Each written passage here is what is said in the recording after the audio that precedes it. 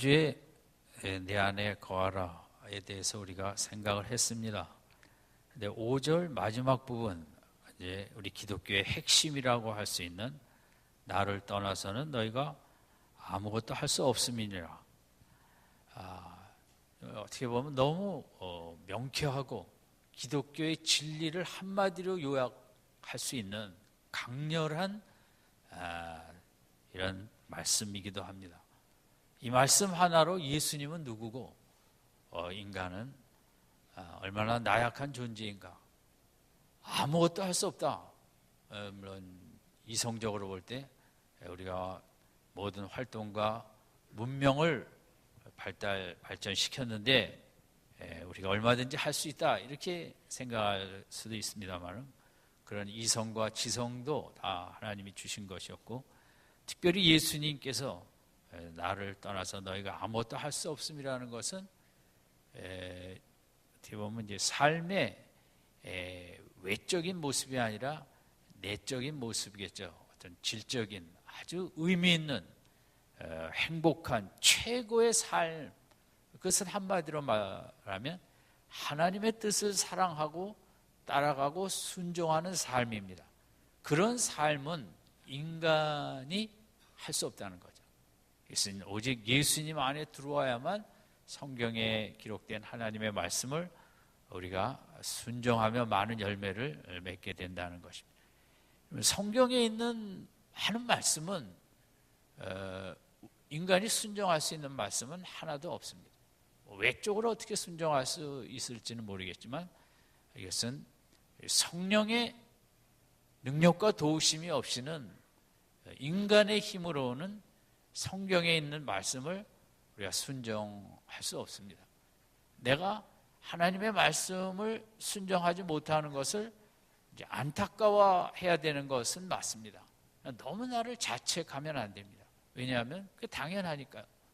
내가 성령에 충만하지 않아서 순종을 못한 거거든요.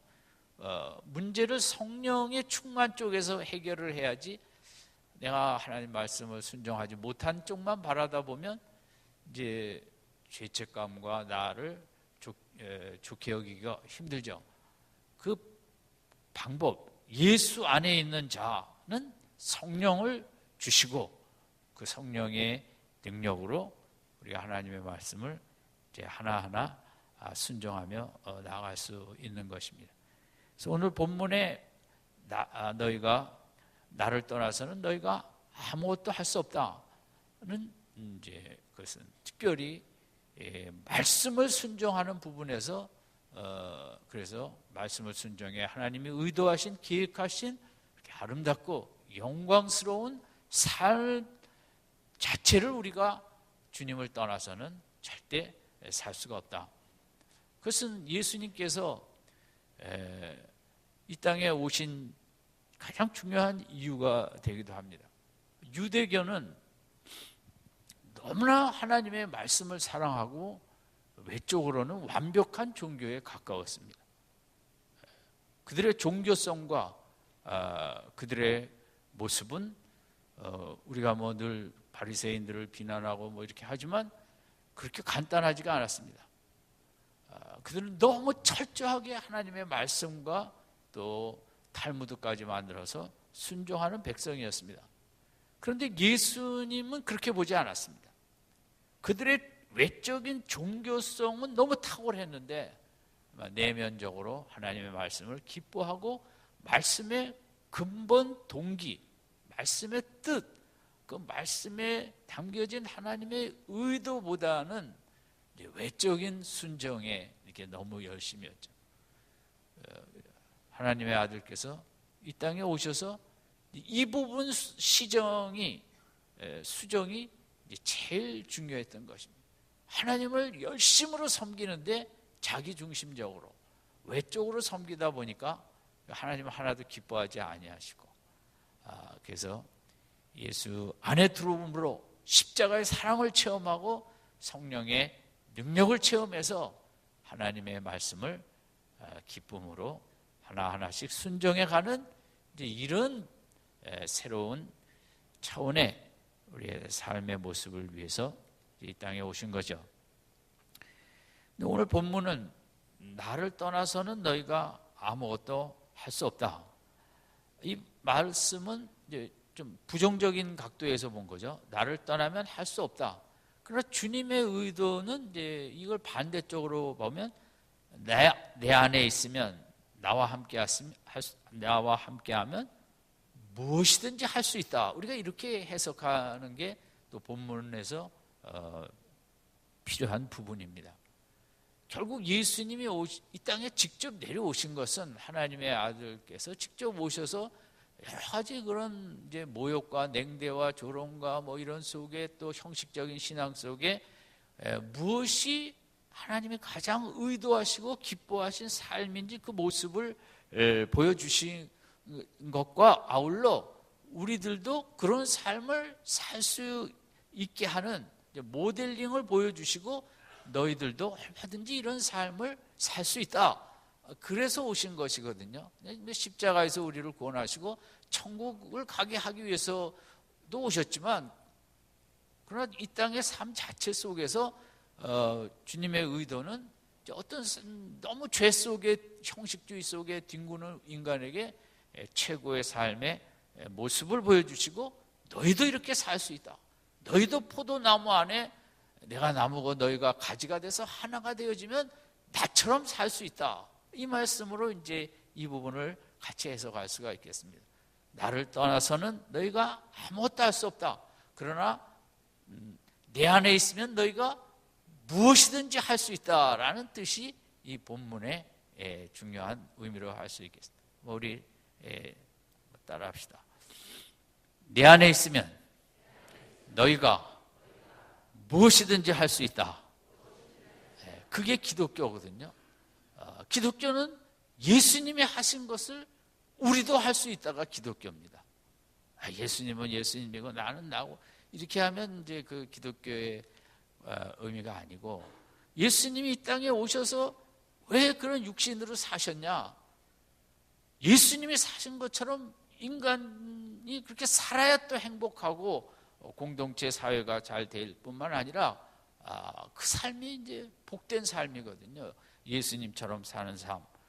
그럼 예수님이 이렇게 하나님의 뜻을 온전히 순종하고 그렇게 기쁘시게 해드리는 살았던 삶의 근원은 뭐냐?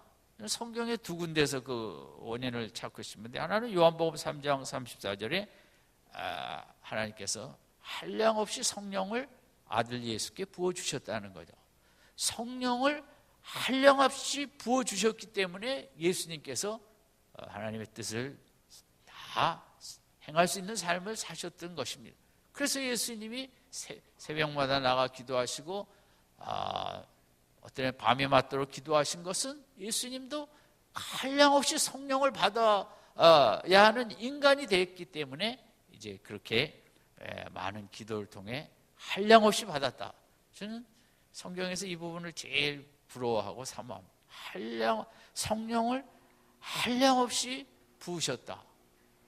이런 삶을 우리가 다 살고 싶지 않겠습니까? 그리고 사도행전 10장 38절에 나사렛 예수에게 성령과 능력을 기름 붓듯 하셔서 저가 두루 다니시며 착한 일을 행하셨다.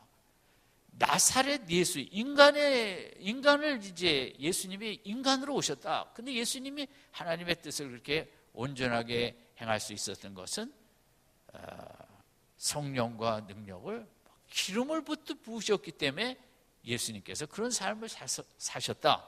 그게 예수님의 삶의 모델이고 우리도 마찬가지가 되겠습니다. 우리도 성령과 능력을 하나님께서 기름 붓듯 부어주시고 또 한량없이 부어주시면 예수님이 보여주신 그런 삶을 날마다 닮아가게 되는 줄로 믿습니다. 한 해를 되돌아보며 여러 가지 평가가 있겠죠. 재정적인 평가, 건강적인 평가, 사회적인 평가 많이 있는데 영적인 평가를 해야겠고 내가 과연 그래도 예수님을 믿는다는 사람으로서 예수님을 닮아가는 삶을 살려고 노력했고 좀 열매가 있는가? 이 부분이 점검이 되어야겠고 이 부분이 부족하다면 예수님을 통해서 보면 한량없이 성령을 부어주시고 성령과 능력을 기름 붓듯이 부어주시도록 예수님처럼 내가 기도에 힘썼는가, 이 부분이 점검이 돼야겠죠. 왜 교회에서 우리가 기도를 힘써하고 성령을 받자고 하는가? 우리가 예수님처럼 기도하고 성령을 받아 이제 하나님을 기쁘시게 해드리는 삶, 또 세상에 어떤 것도 감당할 수 있는 그런 삶을 살 수 있기 때문인 것입니다. 나를 떠나서는 너희가 아무것도 할 수 없다. 그러나 포도나무처럼 내가 너 안에, 네가 나 안에 거하고 하나가 되고 가지가 되면, 포도나무 예수 쪽에 가지가 되면 너는 무엇이든지 다 할 수 있다. 이게 기독교의 핵심이고 우리에게 필요한 믿음이 이 믿음이고, 이 믿음으로 힘써 나가는 자에게 주께서 더 많은 열매로 축복해 주실 줄로 믿습니다. 예수님이 하신 것은 무엇이든지 할 수 있다. 나도 한번 따라하겠습니다. 예수님이 하신 것은 나도 무엇이든지 할 수 있다. 이게 기독교거든요. 기독교는 무슨 교양 공부하는 데도 아니고 도 닦는 데도 아니고 예수님처럼 살 수 있다. 예수님처럼 힘써 할 수 있다. 이게 이제 기독교인 거죠. 그래서 이제 이런 모습을 보여준 성경의 몇 가지 모습을 보면 사도행전 3장인 거죠. 사도행전 3장에 베드로와 요한이 성전에 기도를 하러 올라가면서 안준뱅이에게 바라보면서, 예수님은 쉽게 일으켜 세웠잖아요. 그러나 성령께서 그런 마음을 주신 것 같아요. 나는 할 수 없지만 예수의 이름을 갖다 대면 일어설 것이다. 예수님이 하신 걸 나도 할 수 있다. 그 도전의식이 사도행전 3장에 안준뱅이를 일으켜 세우는 본문이고, 사도행전의 역사를 이루게 된 가장 중요한 사건입니다. 제자들이 예수님이 하신 것을 나도 할 수 있다. 도전한 거거든요. 그 도전이 정말 나사렛 예수의 이름으로 명하노니 일어나 걸으라 했더니 붙잡아 일으키니까 일어나는 거죠. 예수님이 하신 걸 나도 할 수 있다라는 자신감, 담대함, 기쁨, 그게 이제 초대교회 공동체에 힘을 불어넣고 우리도 다 예수님처럼 할 수 있다. 기도하며 나아갈 때 예수님의 이름을 가지고 나가면 우리가 이런 예수님이 하신 이적도 나타내고 우리가 서로 사랑하고 힘있게 나아갈 수 있다는 이제 원동력이 된 사건이 사도행전 3장 이 사건이에요. 너무 사도행전의 전체 역사를 이루는 첫 번째 사건이거든요. 이 사건 때문에 이제 사도들이 그렇게 힘을 내고 일어서고 담대하게 나간 거죠. 오늘 우리들에게 필요한 믿음도 그렇다고 생각합니다. 오늘 이 시대에 우리가 더 기도하고 믿음을 갖고 예수님이 하신 일을 나도 할 수 있다는 믿음으로 일어서서 나라를 위해 기도하고 자녀를 위해 기도하고 교회를 위해 기도하고 예수 이름으로 무엇이든지 할 수 있다고 일어서서 나아갈 때, 그런 믿음 속에 하나님께서 많은 축복으로 함께해 주실 줄 믿습니다. 예수님이 하신 걸 나도 할 수 있다. 그게 제일 필요한 믿음이에요. 나 같은 처지에 뭘 할 수 있나? 그렇지 않습니다. 예수님을 꽉 붙잡고 예수님처럼 할 수 있다는 믿음으로 기도하고 나갈 때 예수님은 너무 기뻐하시죠. 예수님은 어떻게 보면 우리에게 십자가 사건으로 영원한 구원을 주셨지만 더 중요한 것은 이 땅에서 어떻게 사는가, 그게 중요하지 않습니까? 어떻게 살 것인가? 세상에 눌리고 육신에 눌리고 사탄에 눌리고 그렇게 사는 게 아니라 예수님처럼 살 수 있다. 예수님하고 하나가 되면, 포도나무 비유처럼 하나가 되면 무엇이든지 할 수 있다는 이런 믿음을 가져야 우리가 이제 힘있고 담대하게 살아갈 수가 있겠죠. 제가 어제 이제 어떤 프로그램을 봤는데 타이틀이 멘토와 멘티예요. 우리 그런 운동이 많이 활발하게 우리 사회에 지금 그래도 진행이 되고 있다고 하는데, 큰 기업에서 대학생 500명하고 숫자는 좀 정확치 않죠. 하여간 그렇게 그런 숫자와 고등학생 한 500명을 한 자리에 모아갖고 둘둘이 짝을 만들어서 멘토와 멘티가 되게 했습니다. 그래서 이제 어떻게 공부하면 도움이 되는지, 물론 아이들이 열심히는 하고는 있겠지만 대학생으로서 또 그 멘티가 되는 고등학생을 자기가 다니는 대학교에도 데려가 보고 자기의 경험을 토대 삼아 뭐 공부하는 마음과 또 왜 이렇게 힘들고 지칠 때 이제 어떻게 해야 될지 그런 이제 멘토와 멘티가 돼갖고 얼마나 그 카톡을 서로 주고받으며 서로를 격려해주고 또 끌어주는 이제 아름다운 그런 장을 만든 거죠. 뭐 기업에서.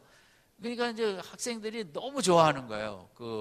그런 멘토하고 같이 뭐 요즘 정말 카톡이라는 게 또 좋은 역할도 많이 하니까 이게 수시로 선언하는.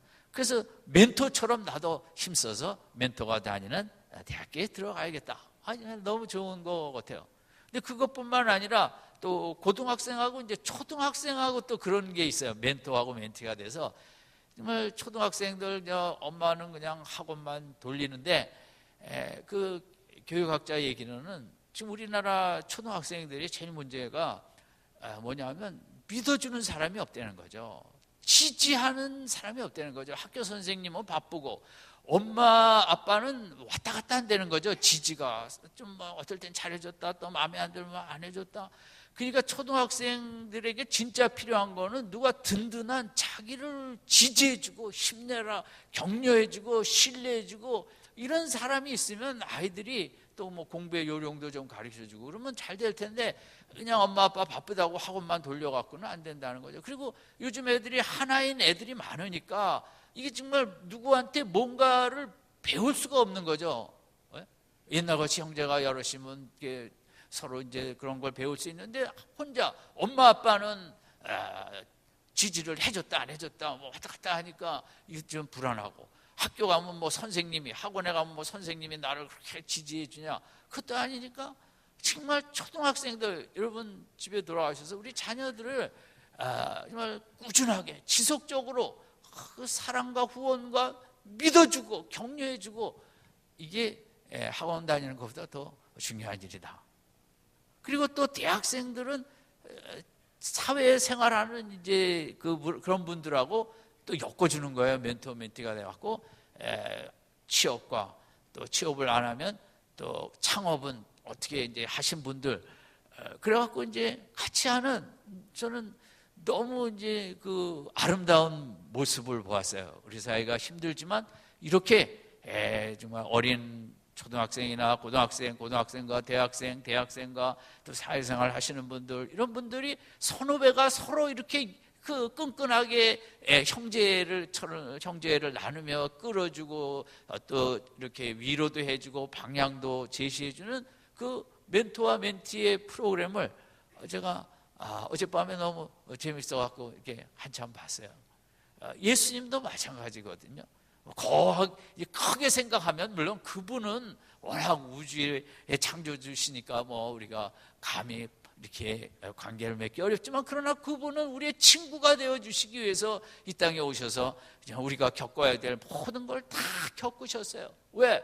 정말 우리를 도와주시는데 하나도 우리가 체험하는 걸 빠지지 않고 다 겪어갖고 이제 우리를 도우시기 위해서. 그래서 우리가 내가 너 안에 포도나무와 가지가 돼서 내가 네가 내 안에 있을 때 주님의 도우심으로 우리가 주께서 사신 그대로 주님이 하신 무엇이든지 다 할 수 있고, 주님이 하신 그 사도들이 사도행전에 많은 이적도 나타내잖아요. 주님이 하신 것 우리도 할 수 있다. 그래서 병도 고치고 못도 고치고, 기독교 2000년 역사에 어떤 분들은 성령이 충만하기 때문에 주님처럼 사신 분들도 많이 있고, 오늘 우리의 목표는 무엇이냐? 물론 사회적인 모델도 있겠지만 최고의 우리 삶의 모델은 주님이시고, 주님처럼 사탄을 이길 수 있고, 우리가 주님처럼 살기 때문에 나중에 죽음도 이길 수 있는 존재 아닙니까? 주님처럼 살아서 죄도 이기고, 이 시대에 그냥 죄를 이기지 못해 나라가 이렇게 너무 힘들어가는 상황 속에 정말 우리의 모델의 삶은 뭡니까? 죄를 이기고 육신을 이기고 세상을 이기고, 뭐 딱 그렇지는 않겠지만 지금 대통령제를 고치지 않고 헌법을 고치지 못할 경우 다음 대통령도 5년 4년 지난 다음에 똑같지는 않겠지만 이런 일은 반드시 일어날 것이라는 게 정치 평론가들의 얘기더라고요. 그게 맞을 수도 있고 틀릴 수도 있지만 인간이 죄를 이길 수가 없거든요. 아무리 내가 지금은 뭐 정말 나라를 잘하겠다고 하지만 그 자리에 올라가면 사람들이 다 또 이렇게 변하게 되는 것이고, 그 주위에는 죄의 그 뭐 파리들이 그냥 달라붙어 그것을 하는 이 예수님의 모델이 돼야만 사탄도 이길 수 있고, 내 육신도 이길 수 있고, 죄도 이길 수 있고, 뭐 이길 수 없는 게 없어요. 다 이길 수 있는 거거든요. 예수님처럼. 우리 신앙의 목표는 예수님이 하신 것을 나도 할 수 있다고. 여러분, 저도 뭐 이런 말씀을 드릴 자격도 없죠. 좀 더 힘써 기도하며 살면서 예수님처럼 살았어야 되는데 다 부족하죠. 인간의 한계죠. 그럼에도 목표는 항상 예수님처럼 할 수 있다, 나아갈 수 있다, 이렇게 우리들이 도전하고 나아가는 그 기본적인 태도가 우리 신앙생활의 핵심이라고 할 수 있겠습니다. 베드로의 가장 귀한 점, 그가 급했지만 예수님이 바다 위를 걸으면 나도 걸을 수 있다는, 이 정말 어떻게 보면 황당한 믿음 같지만 예수님은 기뻐하시거든요. 예수님이 하늘에서 우리를 위해 중보기도 하고 계신다 그랬어요. 그 예수님이 누구를 제일 기뻐하실까요? 오늘도 예수님이 하신 건 나도 할 수 있습니다. 나도 이 한 주간 얼마든지 육신을 이기고 세상을 이기고 감정을 이기고 사탄을 이기며 예수님이 이기셨기 때문에 나도 이기며 나아갈 수 있습니다. 그렇게 믿음으로 일어서는 자를 보시면 주님이 얼마나 기뻐하시겠어요. 이 한 주간도 그렇게 주님이 기뻐하시는 모습으로 승리하시기 바랍니다. 기독교는 다른 종교가 무슨 그런 게 아니에요. 바리새인들이 너무 이제 외적인 규정을 준수하는 쪽으로 갔는데, 그게 기독교의 핵심은 다른 게 없습니다. 주님처럼 살 수 있다. 그래서 주님도 한량없이 성령을 받았고 성령과 능력을 기름부터 받았다. 나도 열심히 기도하면 주님처럼 얼마든지 살 수 있다는 게 이제 기독교의 핵심이죠. 그런데 또 이런 삶을 산 분이 바울이에요. 빌립보서 3장 13절에 보면 내게 능력 주시는 자 안에서 내가 모든 것을 할 수 있느니라. 이 말씀이나 오늘 15장 5절이나 같은 말씀이에요. 나를 떠나서는 너희가 아무것도 할 수 없느니라. 그걸 다른 쪽에서 바라보면 바울처럼 내게 능력 주시는 자 안에서, 주 안에서죠. 주 안에서 포도나무가 되어 내가 가지가 돼서 주 안에 있으면 내게 능력 주시는 자 안에서 내가 모든 것을 할 수 있다. 바울이 그렇게 살았다는 거죠. 바울이 워낙 뭐 좋은 삶도 많이 살았어요. 최고의 부잣집에 로마 시민권에 최고의 학벌에 뭐 얼굴은 모르지만 얼굴도 아마 잘생겼으리라고 생각을 합니다. 교육열이 최고인 어머니와 부와, 어떤 사람은 축구선수 영국인가요? 어디에 베컴처럼 바울은 그 시대의 베컴이다 할 정도로 좋은 거 다 누려봤죠. 그러나 바울은 극과 극으로 예수를 믿으면서 사형 선고를 받아 심히 죽는 자리에 갔다고도 고백을 했고, 고린도 후서에 보면 매맞음과 갇힘과 난동과 자지 못함과 먹지 못함과 그 다음에 사탄의 가시로 정말 어찌할 바 모르는, 게다가 마지막에 로마 감옥에서 너무 외롭고 어두운 가운데 정말 감당할 수 없는 그런 이제 성경에서 가장 양극단을 많이 산 사람이 바울이라고 할 수 있어요. 물론 다윗도 그렇고 그렇지만 바울의 이 핍박은 또 말할 수가 없잖아요. 그래서 빌립보서 4장 12절에 바울은 이렇게 했어요. 나는 비천에 처할 줄도 알고 풍부에 처할 줄도 알아. 모든 일 곧 배부름과 배고픔과 풍부와 궁핍에도 처할 줄 아는 일체의 비결을 배웠노라. 그러나 바울은 그렇게 잘 나갈 때에도 주 안에서 그 겸손을 유지할 수 있었고, 또 힘들 때도 능력 주시는 자 안에서 모든 것을 할 수 있다고 능히 참았고, 빌립보서에 있는 대로, 서신서에 있는 대로 바울의 서신서에는 감사와 기쁨이라는 단어가 키워드거든요. 그러면 주 안에 있으니까 그 많은 나이에 가장 육신적으로 고통스러운 그때에 주님을 위해서 가장 희생했던 그에게 받은 대접은 최악의 대접이었지만, 서신서마다 바울이 반복해서 하는 단어는 기쁨과 감사거든요. 쉬지 말고 기도하고 범사에 감사하고 항상 기뻐하고 뭐 이런, 그것은 그렇게 살았다는 거거든요. 감옥 안에. 그게 오늘 본문이에요. 나를 떠나서는 너희가 아무것도 할 수 없다. 예수 없으면 그냥 나를, 세상을 저주하다가 우울증에 죽어야 되겠죠. 그러나 주 안에 있다 보니까 그 안에서 기쁨도 누리고 감사도 누리고, 그 바울의 고백이에요. 내게 능력 주시는 자 안에서 내가 모든 것을 할 수 있느니라. 사탄의 고린도후서 12장의 가시도 너무너무 힘들었지만 기도하다 보니까 그것을 이길 수 있는 이제 은혜, 그게 이제 하나님의 도우심 아니겠어요? 오늘 본문에 주 안에서 바울은 인생에 가장 공고한 걸 많이 겪었지만 주 안에 있었기 때문에, 내 안에 주님이 있고 내가 주 안에 있는 포도나무의 믿음 생활이었기 때문에 그는 모든 것을 할 수 있었다는 고백을 했거든요.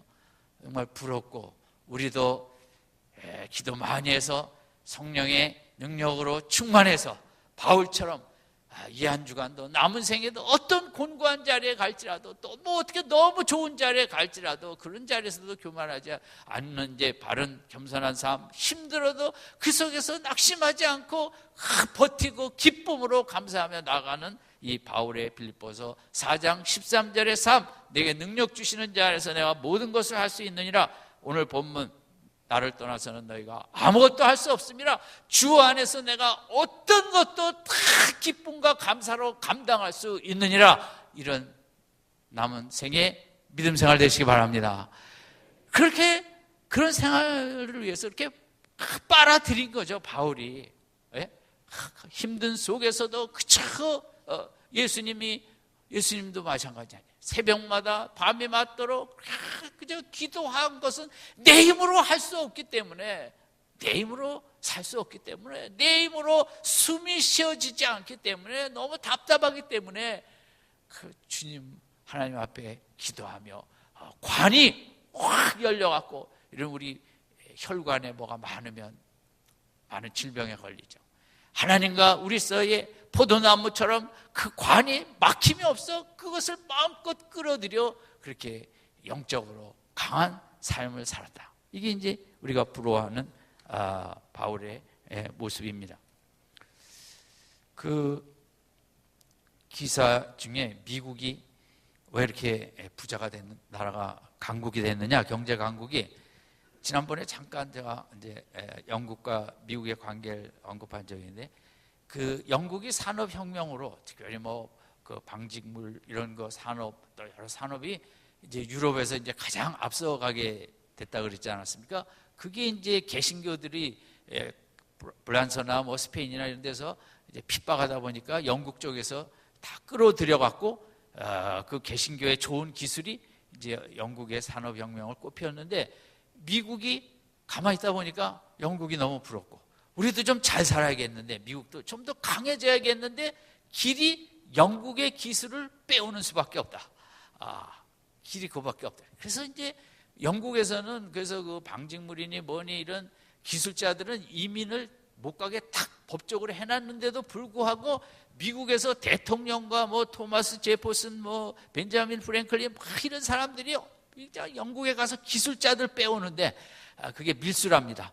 그래갖고 그 기계 도면을 그림으로 그려갖고 머리에 담아갖고 내오고 뭐하고, 그래갖고 오늘 미국이 이렇게 경제 대국이 된 것은 영국 기술 다 밀수해갖고 저렇게 됐다 하는 게 이제 기사 내용이었어요. 저는 참 재밌다 생각하고, 문제는 세상에 누가 강한 나라, 잘 사는 나라가 되기를 원치 않는 나라가 어디 있겠어요? 그 링컨도 우리가 노예 해방으로만 알고 있지만 사실 링컨 대통령이 그 서부에서 워싱턴에서 이제 LA 쪽으로 가는 대륙 횡단 철도가 있어야 된다고 이제 그래야 미국이 빨리 더 유통망이 이제 빨라지고 경제가 발전된 속에 링컨의 중요한 업적이 이 동서관통 철도를 만든 것입니다. 그게 미국 경제를 발전시키는데, 예를 들면 우리 경부고속도로가 이제 그런 역할을 한 것처럼 링컨은 그런 좋은 일들을 중요한 경제 일에서도 아주 좋은 일을 하다가 이제 총에 맞아 이제 그렇게 됐지만, 어느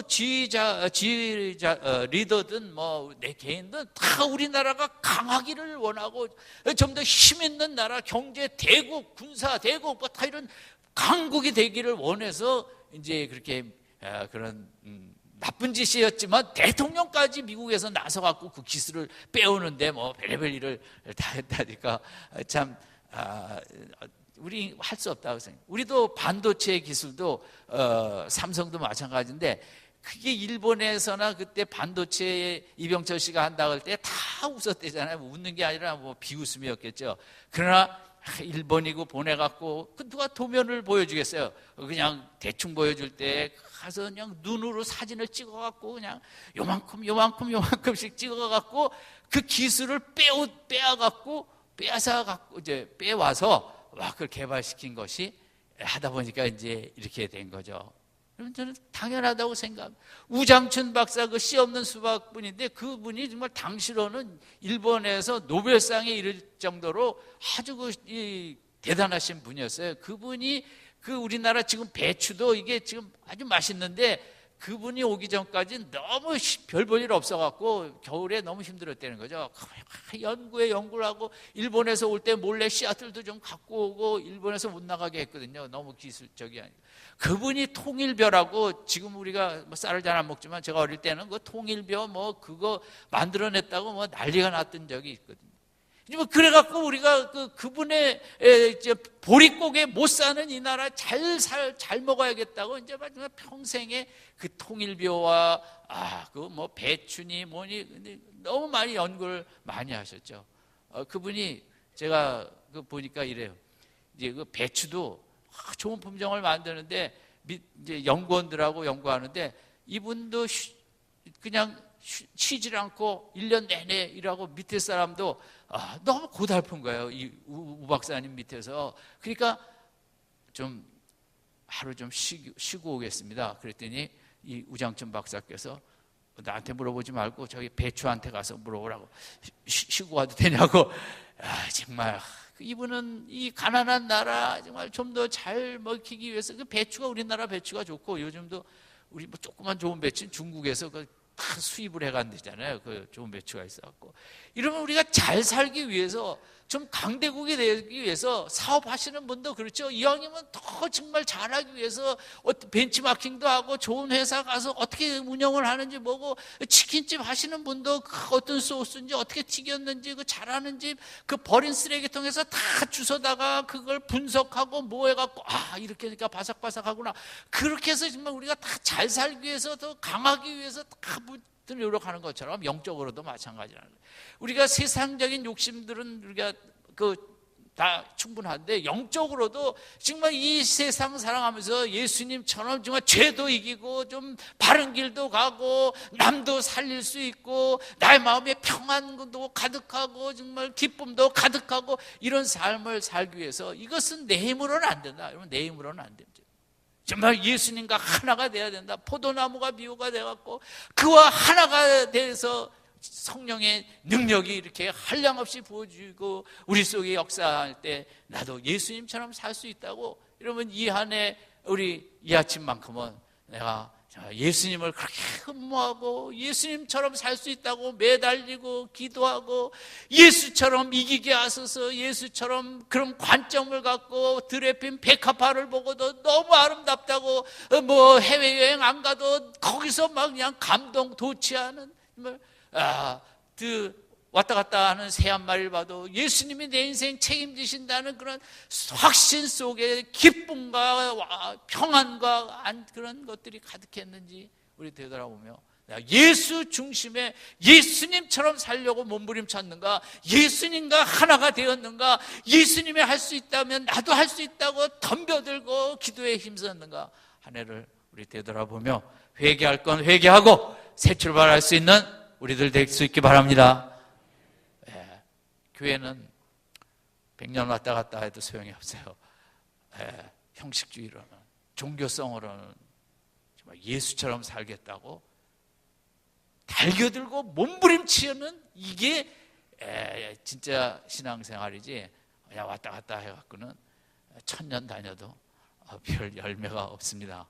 정말 기도 많이 해야겠다. 남은 20여 일이라도 오늘 재직 명단에 또 직분에 나가신 분들 정말 기도해야겠다. 내가 세상 일보다 가장 일주일에 모든 시간을 세상에서 보내지만 최고의 우선순위는 영적인 일이고 내가 예수님 닮아가는 일이고 더 기도회에 나와서 재직 세미나 해마다 안 나가도 그냥 재직 임명하더라 이래갖고 집에 가지 마시고 좀 더 정말 예수님처럼 내가 좀 살고 싶다고 달겨들고 기도회도 나오고 금요기도에도 나와서 목이 터져라고 해요. 한량없이 성령을 받지 않고는 기름 붓듯이 받지 않고는 여러분 우리 예수님 이거 본문을 우리 속에 삶에 적용을 할 수가 없습니다. 아무쪼록 오늘의 본문의 말씀이 우리 마음을 강타하고 나를 떠나서는 너희가 아무것도 할 수 없다. 주 안에 있으면 무엇이든지 할 수 있다는 담대한 믿음으로 일어서는 이 복된 주일 아침 되시기를 주님의 이름으로 축원드립니다.